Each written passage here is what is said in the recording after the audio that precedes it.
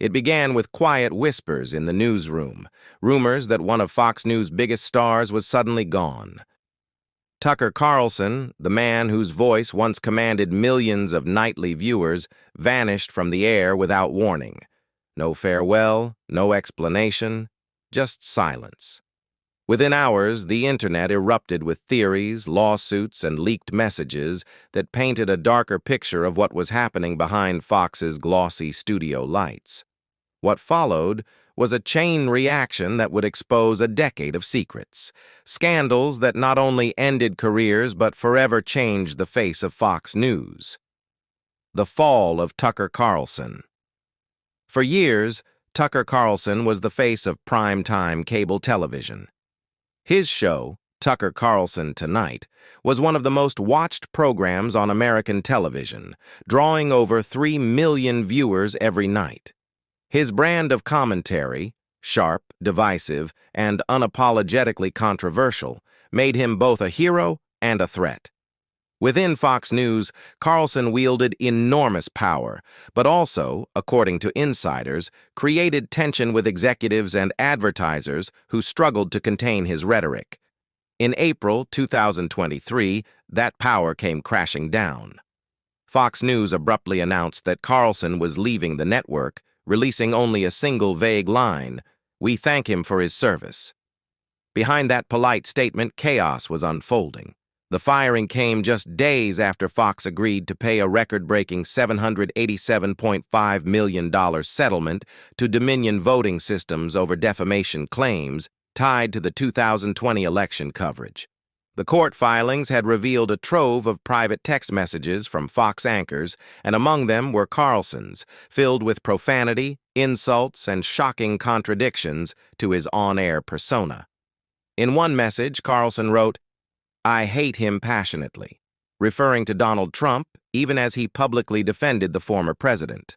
Another message described him cheering as Trump supporters attacked a man during the January 6th riots, adding the now infamous line, "It's not how white men fight." But the damage didn't end there. Abby Grossberg, a former producer for Carlson's show, filed a lawsuit claiming that his staff created a sexist and toxic environment. She alleged that women were excluded from key meetings, that offensive jokes circulated freely, and that management ignored complaints. The combination of legal exposure, internal scandal, and advertiser withdrawal became too heavy for Fox to bear. Within days, Carlson was out, one of the most powerful men in conservative media, fired without even getting a goodbye broadcast. For Fox, this was only the beginning. Carlson's downfall reignited old memories of another scandal, one that had already shaken the foundation of the network years earlier, when Gretchen Carlson took a stand against one of the most feared men in American television, Roger Ailes. Gretchen Carlson versus Roger Ailes. Before Tucker Carlson's exit, there was Gretchen Carlson, no relation, whose courage exposed the rot that had long been festering inside Fox News. Gretchen joined the network in 2005 and quickly rose through the ranks, co-hosting Fox and Friends before earning her own show, The Real Story. By 2016, she had become one of Fox's most recognizable faces. But behind her professional success, Gretchen was enduring a nightmare. For years, she said she had been subjected to inappropriate comments and sexual harassment from Roger Ailes, the network's all-powerful CEO. When she refused his advances, her career began to suffer. She was removed from her morning show, her airtime was cut, and she was labeled difficult. Finally, in July 2016, after being abruptly fired, Gretchen made a decision that would change television forever. She filed a lawsuit against Roger Ailes himself. The details were explosive. Ailes allegedly told her, "I think you and I should have had a sexual relationship a long time ago, and then you'd be good and better and I'd be good and better." He was accused of commenting on her legs, asking her to turn around in his office, and demanding that she get along with the boys. Initially, Fox News dismissed the claims, suggesting Gretchen was fired due to low ratings. But within weeks, Other women began to come forward. Dozens of current and former employees described similar experiences of harassment and intimidation by Ailes. The Murdoch family, owners of Fox, had no choice but to open an internal investigation. By July 21, 2016, the same night Donald Trump accepted the Republican nomination, Roger Ailes was forced to resign. Fox eventually paid Gretchen Carlson $20 million and issued a public apology, marking one of the most significant sexual harassment settlements in corporate history. But for many women, the trauma didn't end there. Ailes had built a culture where fear and silence ruled, and Gretchen's bravery had only cracked the surface. The network's top executives began to fall one by one, revealing that the scandal wasn't about a single man, but an entire system that had protected him for decades. Andrea Tantaros and the Playboy culture. One of the next women to speak out was Andrea Tantaros, a political commentator who had become a rising star at Fox. Known for her sharp commentary and outspoken views, Andrea co-hosted The Five and later Outnumbered. But behind the confident on-screen persona was another story, one that echoed Gretchen Carlson's ordeal. In 2016, shortly after Ailes' resignation, Tantaros filed her own lawsuit against Fox News, Roger Ailes, and several executives, including Bill Shine and Suzanne Scott. She described the network as a Playboy mansion-like cult, where female employees were objectified, controlled, and silenced. Ailes had allegedly made repeated inappropriate remarks, once telling her to "turn around so I can get a good look at you." Andrea also claimed she was forced to wear revealing outfits and told to show off her legs on camera. When she resisted, she said her career suffered. She was demoted from The Five, one of Fox's most watched shows, to Outnumbered, which had a smaller audience. Eventually, she was taken off the air completely. Fox News denied her claims, arguing that her firing had nothing to do with harassment, but rather with a breach of contract. According to the network, she had published her 2016 book, Tied Up in Knots: How Getting What We Wanted Made Women Miserable Without Proper Approval. But Tantaros insisted that the contract violation was a smokescreen, a way to silence her after she spoke out against powerful men. Her lawsuit was later sent to private arbitration, effectively removing it from public scrutiny. The case symbolized what so many women at Fox had faced: retaliation, secrecy, and the slow erasure of their voices. Tantaros faded from television, her career destroyed, but her allegations exposed how deeply Ailes' toxic influence had shaped the network's culture. Even as Ailes was gone, his shadow lingered. The same fear, favoritism, and misconduct continued to infect the newsroom. And by the time another scandal broke in 2020, this time involving a new generation of anchors, it was clear that Fox News had never truly cleansed itself of its past. Ed Henry and the lawsuit that rocked Fox again. By 2020, Fox News was desperate to prove that it had changed. The company had promised reforms, new HR leadership, a workplace council, and even a 24-hour harassment hotline. But behind the corporate press releases, the same pattern of fear and abuse resurfaced. This time, the name in the headlines was Ed Henry. Edward Michael, Ed Henry, had built a reputation as one of Fox's most trusted anchors. After joining the network in 2011 from CNN, he climbed the ranks to become the chief national correspondent and later co-host of America's Newsroom. Henry was polished, charismatic, and seen as one of the good guys. That image collapsed in June 2020. Fox News suddenly announced that Henry had been fired following an external investigation into allegations of sexual misconduct. The complaint, filed by attorney Douglas Wigdor on behalf of former Fox business producer Jennifer Eckhart, accused Henry of willful sexual misconduct. A week later, the details emerged, and they were horrifying.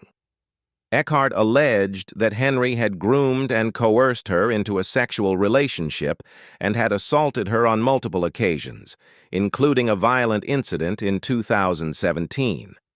Eckhart's lawsuit also included another woman, Kathy Ariu, a frequent Fox guest who accused Henry and other male hosts of harassment.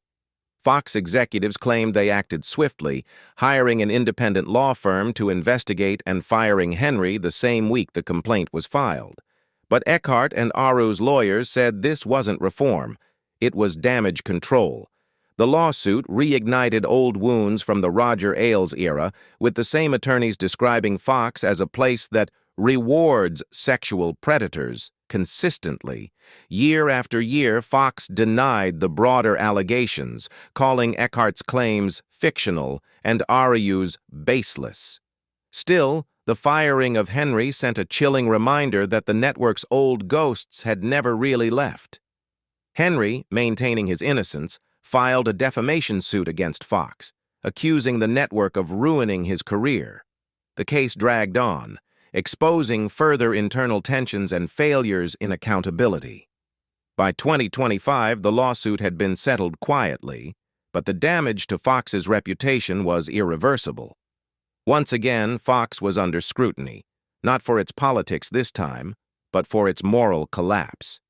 The same culture that enabled Ailes had resurfaced through new faces. The same silence, the same fear, the same institutional rot. The ghost of Roger Ailes. To understand why these scandals kept happening, one must return to the man who built the empire, Roger Ailes. When Ailes launched Fox News in 1996, he transformed American television. He understood fear, how to sell it, how to control it, and how to profit from it. He wasn't just the CEO of a cable network. He was the architect of an entire ideology. Ailes was a master manipulator who demanded loyalty. He chose the network's on-air talent, dictated how women dressed, and monitored the newsroom through hidden cameras. Former employees later said he ran Fox like a mob boss, rewarding loyalty, punishing dissent, and building an empire on fear. He promoted hosts like Bill O'Reilly and Sean Hannity, who came to define the aggressive partisan tone that made Fox News a political powerhouse. But behind the ratings, success was a dark reality. Gretchen Carlson's lawsuit in 2016 didn't just expose Ailes, it revealed a system designed to protect him. Dozens of women came forward, including Megyn Kelly, who admitted that Ailes had harassed her years earlier. As the investigation deepened, Fox's own lawyers found evidence of misconduct everywhere. When Ailes was finally forced out on July 21, 2016, he received a $40 million exit package, a golden parachute for decades of abuse. That same night, Donald Trump accepted the Republican presidential nomination, echoing the same themes Ailes had spent years broadcasting: fear, law and order, and the war on truth. Ailes died less than a year later, in May 2017, after suffering a head injury at his Florida home. He never faced criminal charges. For many at Fox, his death was symbolic, the end of an era of tyranny. But for others, it was unfinished business. The culture he created of manipulation, exploitation, and control survived him. Even after his death, Donald Trump praised Ailes publicly, calling him great and claiming Fox had lost its way without him. Meanwhile, inside Fox, lawsuits kept piling up, proving that Ailes's legacy was not a ghost. It was the DNA of the company itself. Has anything really changed? After Ailes's fall, Fox News executives promised transformation. Rupert Murdoch's sons, Lachlan and James, ordered internal reforms. They revamped HR policies, introduced new oversight systems, and hired women into senior roles. Publicly, Fox insisted it had moved on from its toxic past. But behind closed doors, employees told a different story. Attorney Lisa Bloom, who represented several Fox women, said in 2019, "They give lip service to the idea that they have improved, but they have not. New lawsuits, like those filed by Britt McHenry and Jennifer Eckhart, continued to expose the same patterns: retaliation, intimidation, and silence. Even after all the training sessions and new protocols, the message remained the same: speak up, and you'll disappear. Fox's public image also took heavy blows. Major advertisers distanced themselves. Journalists like Chris Steyerwalt were fired after clashing with management over politics, further blurring the line between journalism and corporate loyalty. Alison Camerota, a former Fox anchor, summed it up perfectly when she said, "I guess it is rotten to the core." Despite everything, Fox News remains the most watched cable news network in America. The scandals, the lawsuits, and the resignations have not destroyed its audience. In a way, that's the tragedy. A system that survives its sins because outrage itself keeps the ratings high. As of 2025, the lawsuits continue. The women who spoke out against Fox still face online harassment and career roadblocks. Some, like Gretchen Carlson, turned their pain into advocacy, pushing for laws to end forced arbitration and silence clauses. Others, like Andrea Tantaros, remain in the shadows, blacklisted by an industry that never forgave them for telling the truth. Roger Ailes' empire still stands, even if his portrait has been taken down from the wall. But the real question is, has Fox changed, or has it simply learned to hide better? From Tucker Carlson's shocking firing to the endless echoes of Roger Ailes' corruption, Fox News has lived through scandals that would have destroyed any other network. Yet it remains powerful, profitable, and haunted by its past. Some say the network has evolved. Others believe it's still the same, only better disguised. What do you think? Has Fox News truly changed since the fall of Roger Ailes, or are the same old ghosts still running the show? Let us know your thoughts below, and don't forget to subscribe for more untold stories behind the headlines.